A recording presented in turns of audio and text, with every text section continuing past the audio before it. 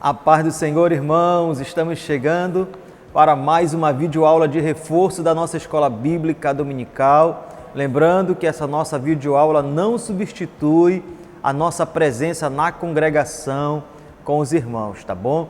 Pedimos, se você ainda não é inscrito do nosso canal, se inscreva, também deixe lá sua curtida, deixe o seu comentário e compartilhe a nossa aula, o nosso vídeo, para que possamos alcançar ainda mais irmãos que amam estudar a Palavra de Deus. E hoje é a nossa lição de número 9, Êxodo capítulo 32 ao capítulo 34, Adoração ao bezerro de ouro.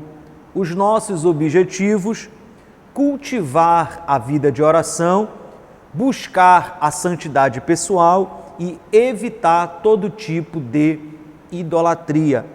O nosso texto áureo diz: e depressa se desviou do caminho que lhe havia eu ordenado, fez para si um bezerro fundido e o adorou.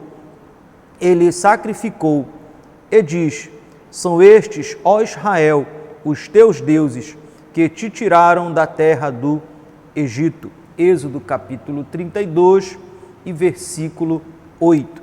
A nossa verdade prática: a apostasia é o resultado final da perda crescente do fervor espiritual e do entusiasmo pela presença de Deus. Irmãos, nós deixamos aqui muito claro que outros irmãos também produzem vídeos da escola dominical. Então, quanto mais vídeos você conseguir assistir, quanto mais aulas, mais comentários você conseguir assistir, você vai enriquecer mais a sua aula para os irmãos na congregação. Então, assistam outros vídeos, leiam outros livros, leiam comentários e, principalmente, leiam várias vezes os capítulos que nós estamos estudando, se possível, em outras versões, tá bom? E você vai ver o quanto você vai aprender e o quanto você poderá compartilhar com os irmãos na congregação a palavra de Deus. Vamos então para a nossa introdução.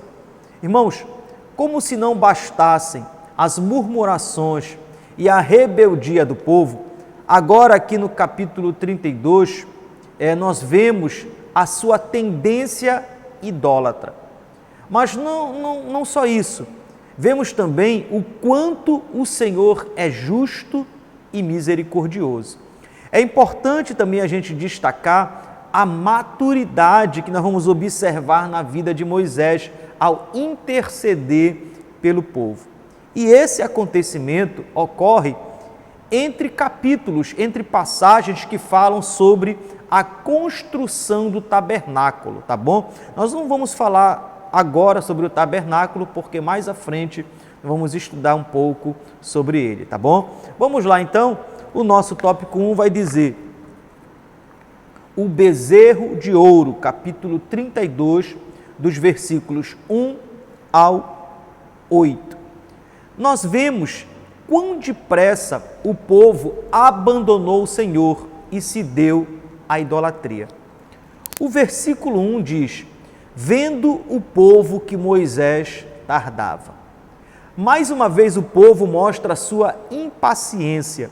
Durante estes dias que Moisés passou no monte, o Senhor continuou provendo sustento.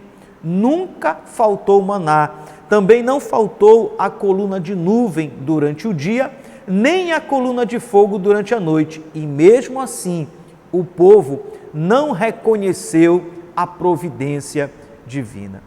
Vamos falar um pouco mais à frente sobre a atitude de Arão, mas desde já eu quero destacar a sua prontidão em obedecer o povo e desobedecer a Deus, que são revelados nos versículos 1 e 2. O povo o cercou, deu aquela pressão e ele cedeu prontamente, não questionou, não apresentou nenhuma resistência. Que possamos ser mais firmes em não negociar, em não abandonar as verdades de Deus, mesmo em meio às pressões. O nosso subtópico 1 diz: por que um bezerro? Capítulo 32, versículo 4. Este, recebendo-as das suas mãos, trabalhou ouro com buril e fez dele um bezerro fundido. Então disseram: são estes, ó Israel, os teus deuses que te tiraram da terra do Egito. Já falamos em lições anteriores que todas as vezes que o povo lembrava do Egito, na verdade, no coração, eles estavam voltando ao Egito. Com a adoração do bezerro de ouro, não é diferente. Vimos que muitos dos deuses egípcios eram representados por animais. Um deles, talvez o principal, era o deus Apis, o deus boi. Este suposto deus estava ligado à fertilidade. Durante a sua adoração, haviam até orgias religiosas, se é que nós podemos dizer dessa forma, praticadas com suas sacerdotisas. Por isso, nós vemos que no versículo 5, Arão usa a palavra festa. E no versículo 17 é dito que Josué ouviu a voz do povo que gritava. Agora, depois de tudo o que o Senhor havia feito por eles, tão depressa quebraram a aliança. Quero repetir aqui a frase do reformador Calvino, quando disse que o coração do homem é uma fábrica de ídolos. Quando eles constroem o bezerro, eles quebram o segundo mandamento que diz: não farás, e eles fizeram. Não podemos dizer que eles quebraram o primeiro mandamento, que diz: não terás ou não servirás a outros deuses, porque eles adoraram o bezerro de ouro. Deixa eu tentar explicar por que eu vejo dessa maneira.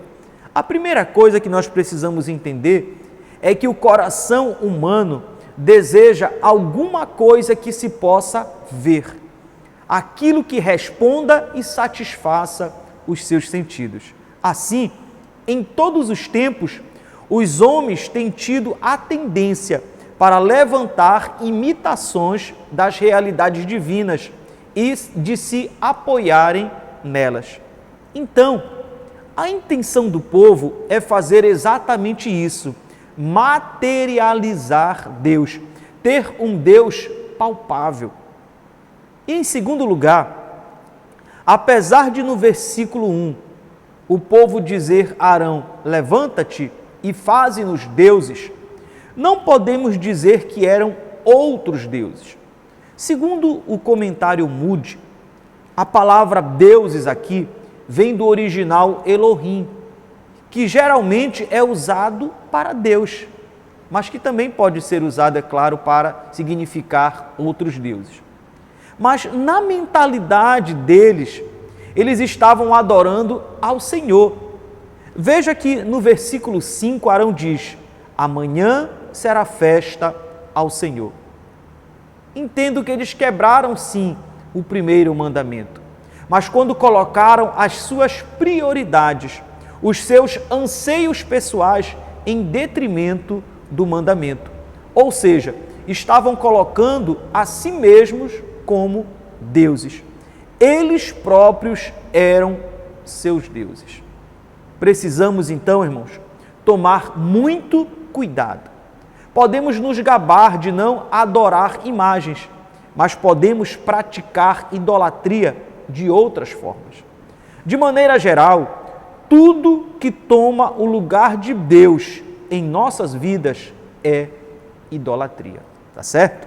O nosso subtópico 2, então, decadência espiritual, capítulo 32, versículo 7. Então disse o Senhor a Moisés: vai, desce, porque o teu povo que fizestes sair do Egito se corrompeu. Apostasia é, de maneira bem geral, abandonar a fé. Foi exatamente isso que Israel fez. Veja que a palavra usada aqui é se corrompeu. Como diz a nossa lição, o verbo corromper traduz a ideia de arruinar-se e é usado para coisas que se estragam e se desfiguram. Veja que no versículo 31, Moisés diz que o povo cometeu grande pecado. Moisés quer dar ênfase à atitude do povo em diminuir Deus, apequenar Deus. Um Deus, irmãos, inacessível, que não pode ser atingido ou alcançado. Agora, ele é adorado em forma de um animal. Como se esse Deus pudesse ser domado, controlado pelo homem. Que arrogância, que insensatez. Estavam tentando adaptar Deus à forma de adoração que eles conheciam. O nosso Deus, irmãos, ele é único e a sua adoração não pode ser associada com práticas ou ideologias que não sejam bíblicas, ainda que pareçam bonitas e atrativas. O nosso subtópico 3, então, desvio precipitado, capítulo 32, versículo 8.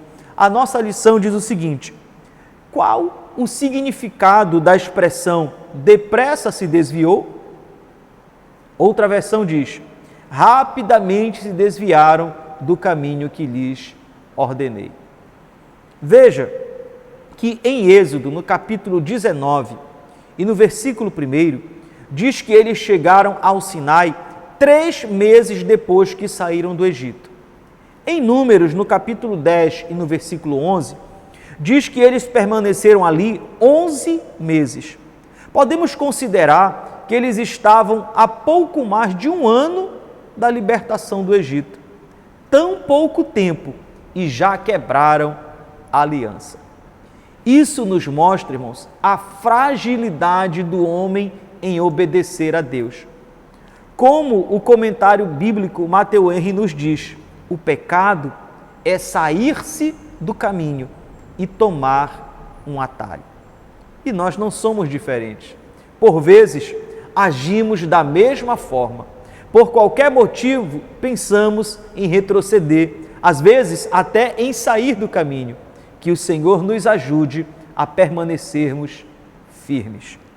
Agora, no Sinai, Deus fez uma aliança de casamento com o povo. Mas como diz a nossa lição, citando um comentarista, Israel acabara de entrar em uma aliança com Deus no Sinai.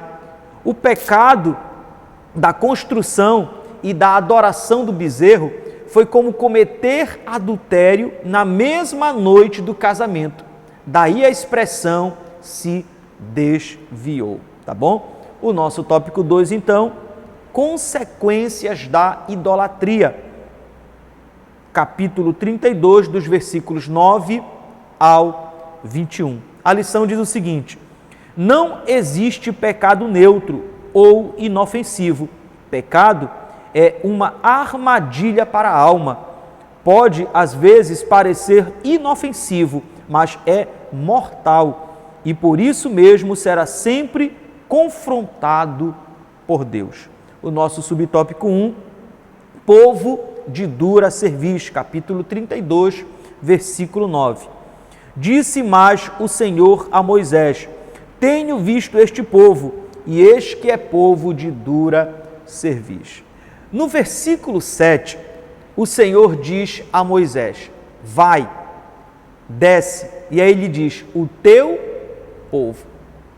Com essas palavras, Deus parecia estar deserdando Israel. A frase podia ser usada porque eles eram transgressores de uma aliança na qual Moisés fora o mediador, sendo por isso particularmente seus. Agora, já aqui no versículo 9, o Senhor começa dizendo a Moisés: tenho visto. Ou seja, ele vê o que eles não enxergam e nenhuma maldade do mundo lhe está oculta. E o que o Senhor vê? Que o povo é de dura cerviz. Veja o que diz a nossa lição, explicando o significado dessa expressão. A expressão dura cerviz, no capítulo 32, versículo 9, é emblemática. É repetida 6 vezes no Pentateuco e sugere uma desobediência contumaz. Era usada para o animal de pescoço duro, que não aceitava o comando do seu dono. A geração que saiu do Egito se tornou um paradigma de povo obstinado. Deus terá que amansá-los no deserto e usará de medidas muito duras. Irmãos, diante deste grande pecado cometido pelo povo, no versículo 10, Deus propõe consumi-los no seu furor. E mais, ele propõe a Moisés fazer a partir dele, de Moisés, uma grande nação. Veja que o próprio Moisés é experimentado, é provado pelo Senhor. Mas Moisés passa na prova ao não aceitar a proposta e mais, e a embasar, como veremos mais à frente, a sua intercessão nas promessas feitas pelo Senhor a Abraão, Isaque e Jacó. Irmãos, o nosso Deus é um Deus santo e jamais aceitará o pecado sem punição.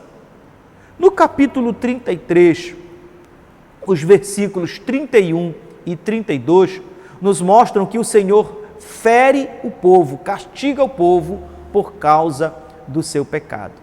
Da mesma forma, Cristo já foi punido em nosso lugar. A ira de Deus contra os nossos pecados, contra o pecado da humanidade, foi derramado sobre o nosso Salvador. Hoje, nós somos castigados como filhos para a nossa correção, mas a punição Cristo já levou por nós. Como diz lá Isaías, capítulo 53, versículo 5, mas ele foi traspassado pelas nossas transgressões e moído pelas nossas iniquidades. O castigo que nos traz a paz estava sobre ele e pelas suas pisaduras fomos sarados. Paulo também nos diz lá em Romanos, no capítulo 6 e no versículo 23, que o salário do pecado é a morte. Cristo já morreu em nosso lugar. O nosso subtópico 12 vai dizer: a disciplina de Deus, capítulo 32, versículo 10. Agora, pois, deixa-me, para que se acenda contra eles o meu furor e os consuma, e de ti farei uma grande nação. Irmãos, há de se destacar novamente a atitude de Moisés. Veja que Deus propõe a ele fazer dele uma grande nação. Irmãos, que privilégio! Talvez outra pessoa no lugar de Moisés aceitasse. Talvez alguém pensasse: que bênção, é a oportunidade da minha vida. Mas Moisés não pensou assim. Agora ele é um homem maduro. A presença do Senhor transformou Moisés. Moisés já não pensava nos seus interesses. Ele amava ao Senhor e amava também o povo.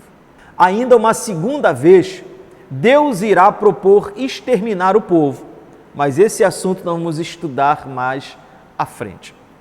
A nossa lição destaca 5 coisas envolvendo o juízo de Deus.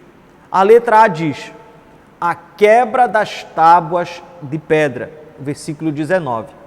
As pedras agora perderam seu significado, pois o povo havia quebrado a aliança, e o juramento feito no capítulo 19, no versículo 8, quando disseram: tudo o que o Senhor falou faremos, já não tinha mais valor.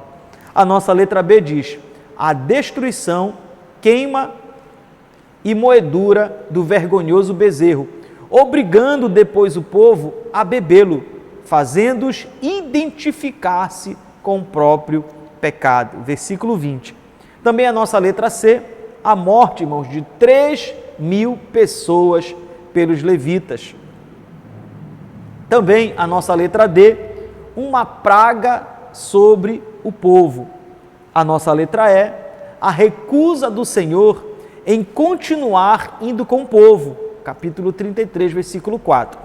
Esse seria, irmãos, talvez o pior dos castigos.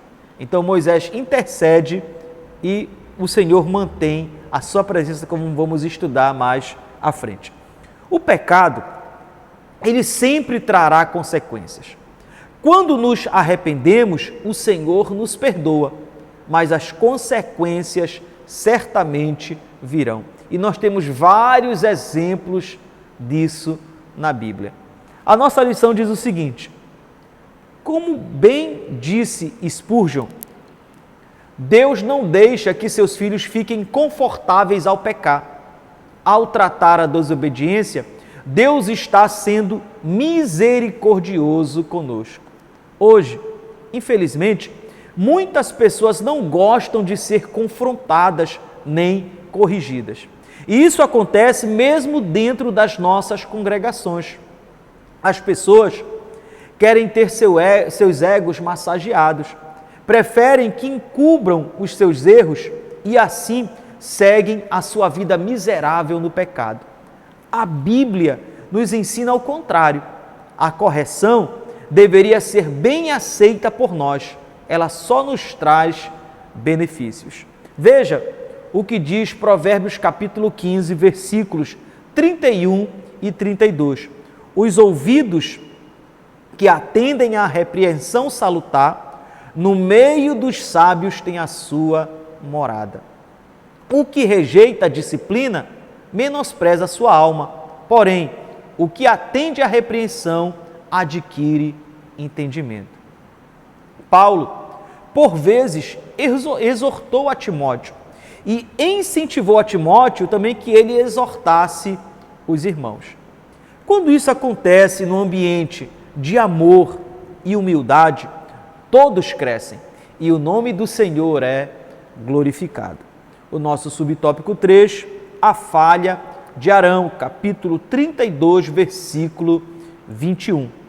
Depois perguntou Moisés a Arão: que te fez este povo, que trouxestes sobre ele tamanho pecado? Arão teve papel, irmãos, importante na libertação do povo. Estava lado a lado com Moisés. Era de se esperar mais de Arão. Mas como diz a nossa lição, Arão demonstrou ser um líder fraco no momento crucial da história de Israel. Como falamos no início da lição, o texto não mostra nenhuma contestação de Arão, nenhuma repulsa à atitude do povo. No versículo 5, ele tem a ousadia de chamar aquela festa idólatra, pagã, de festa ao Senhor. E pior, vemos que no versículo 22, após ser questionado por Moisés, ele age igual a Adão, ele terceiriza a sua culpa, não assume a sua responsabilidade. Se atentarmos um pouco mais, nós vamos ver que Arão também tentou mentir para Moisés. No versículo 24, ele disse que jogou o ouro no fogo e saiu o bezerro, como se fosse um passe de mágica. Mas veja que no versículo 4 é dito que Arão trabalhou o ouro e fez um bezerro. Irmãos, a Bíblia é um livro fantástico, é a palavra de Deus, não deixa nada às escondidas. Ela nos mostra não apenas as vitórias dos homens de Deus, não apenas os momentos em que eles estavam lá em cima, mas ela nos mostra também os seus erros, as suas fragilidades. Fica evidente que não existem super-homens, que não existem super-crentes. Todos os homens, e isso sem exceção, desde Adão até os dias atuais, são falhos e pecadores. Por isso, Paulo escreveu em Romanos capítulo 3, versículo 10, não há um justo, nenhum sequer. Tiago também, no capítulo 5, no versículo 17, ele diz que Elias era homem semelhante a nós. No entanto, apesar de suas falhas, nunca lhes faltou a graça de Deus. Ou como diz o pastor Hernando Dias Lopes, apesar de nós. Então, irmãos, da mesma forma, nunca nos faltará a graça de Deus. O nosso tópico 3 diz, renovando a aliança e as tábuas da lei, capítulo 32, versículo 32 e capítulo 34, versículo 10. Mesmo diante da pior tragédia humana, há esperança em Deus. Como diz Romanos capítulo 5, versículo 20, onde abundou o pecado, superabundou a graça. Eu diria que a história do homem é a história dos fracassos humanos e da misericórdia imensurável de Deus. Perdão, novas tábuas e renovação de aliança. O nosso subtópico 1, o arrependimento divino, capítulo 32, versículo 14. Então, se arrependeu o Senhor do mal que dissera havia de fazer ao povo. Essa questão do arrependimento divino, ela é muito interessante. Ela aparece aqui no versículo que nós lemos e aparece também em 1 Samuel, no capítulo 15, versículo 8, quando é dito que o Senhor se arrependeu de ter constituído Saul como rei. E em Jonas, no capítulo 3, versículo 10, quando o Senhor viu como os ninivitas se converteram, então é dito que o Senhor se arrependeu do mal que os faria. Irmãos, o homem, ele tem apenas uma pequena revelação, ou seja, aquilo que é possível o homem compreender de Deus, de um Deus que é transcendente a tudo e a todos. Menos a conversa que Jesus teve com Nicodemos em João no capítulo 3, em que Jesus falou das coisas terrenas e Nicodemos não creu porque não entendeu. E Jesus então questionou como seria se lhe falasse das coisas celestiais. Agora, diante desta revelação que o homem possui, vem a tentativa de colocar isso em palavras. Aí temos outra dificuldade. O vocabulário não é suficientemente abrangente. Tenta-se então atribuir características humanas a Deus. Temos então o que os estudiosos chamam de antropomorfismo, do grego antropos, humano, e morfê, forma, ou seja, forma humana. Isso vai acontecer quando são atribuídos formas humanas a Deus. Temos também o antropopatismo, do grego antropos, humano, e fatos, sentimentos, logo, sentimentos humanos. Isso vai acontecer quando são atribuídos sentimentos humanos a Deus. Então é a tentativa humana de falar de Deus, mostrar Deus de acordo com a sua visão. Mas quando nós falamos sobre o arrependimento divino, ele é diferente do arrependimento humano. O arrependimento divino tem a ver com a sua mudança de atitude. Deus decide agir de maneira diferente diante da mudança de atitude humana. Foi o que aconteceu, por exemplo, com a cidade de Nínive, em Jonas, no capítulo 3, versículo 10. O profeta pregou a destruição da cidade, anunciou a destruição da cidade. Toda a nação se arrependeu e o texto diz então que o Senhor viu a conversão do povo e decidiu não mais destruí-la. A nova tradução da linguagem de hoje diz que Deus mudou de ideia. E a nova versão transformadora diz que Deus voltou atrás. Agora, quando falamos sobre o arrependimento humano, ele está relacionado a algum erro cometido, a uma mudança não apenas na atitude do homem, mas também no próprio homem, tá certo? O nosso subtópico 2, então, a intercessão de Moisés, capítulo 32, versículo 32. Agora, pois, perdoa-lhe o pecado, ou se não, risca-me, peço-te, do livro que escrevestes. Já falamos o quanto Moisés amadureceu durante este período de comunhão com o Senhor. Seu amor pelo povo é tal que ele não está mais preocupado com o que lhe possa acontecer. Ele está disposto a se doar completamente, a ponto de pedir que o Senhor ou perdoe o povo ou que risque o seu nome do livro. Moisés, neste sentido, é um tipo, uma figura de Cristo, que não cessa de interceder pelos seus. Paulo também teve este mesmo sentimento pelos judeus. Em Romanos, no capítulo 9, no versículo 22, ele diz que se sente grande tristeza e dor no coração. E no versículo 3, ele diz que desejaria ser separado de Cristo por amor dos seus irmãos.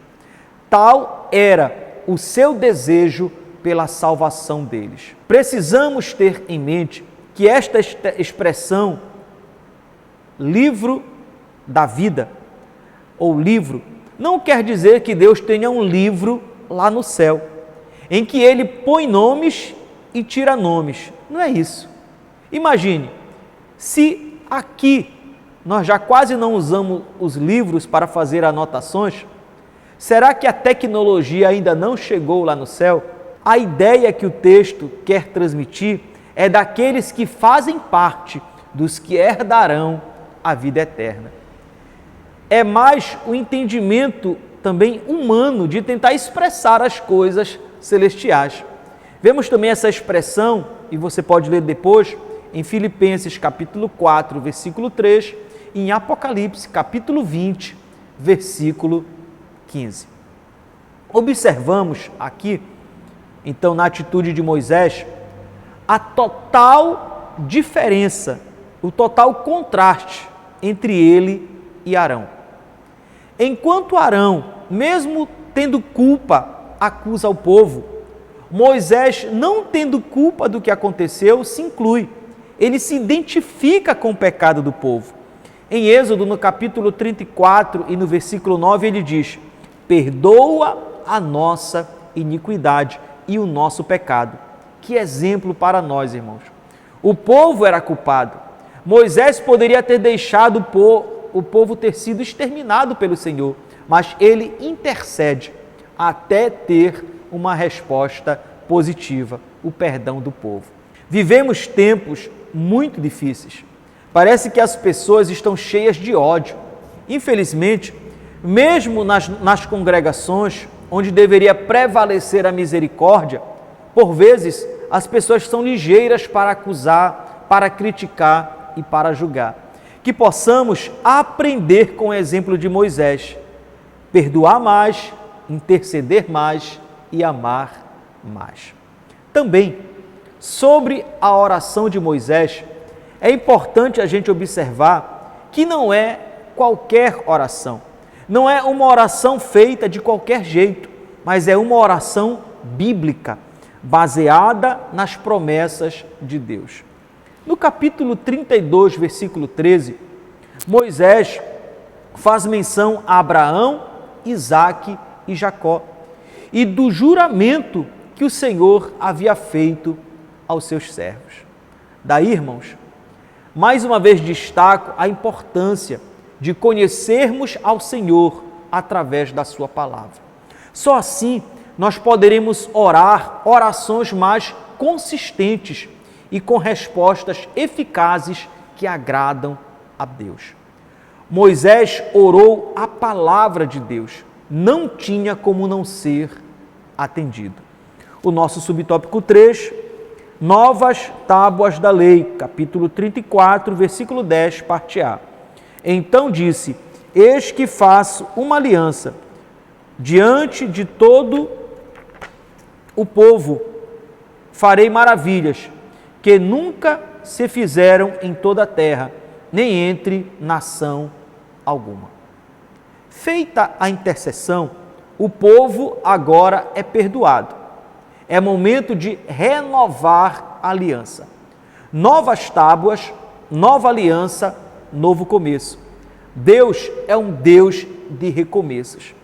Quem sabe, você que está assistindo a nossa aula de hoje, pode ter falhado, está muito triste, pensa que tudo acabou. Não pense assim, irmãos. Não sinta o peso das acusações. Deus tem um recomeço para a sua vida e para a minha vida. Não pare, não se entregue, confie a sua vida ao Senhor.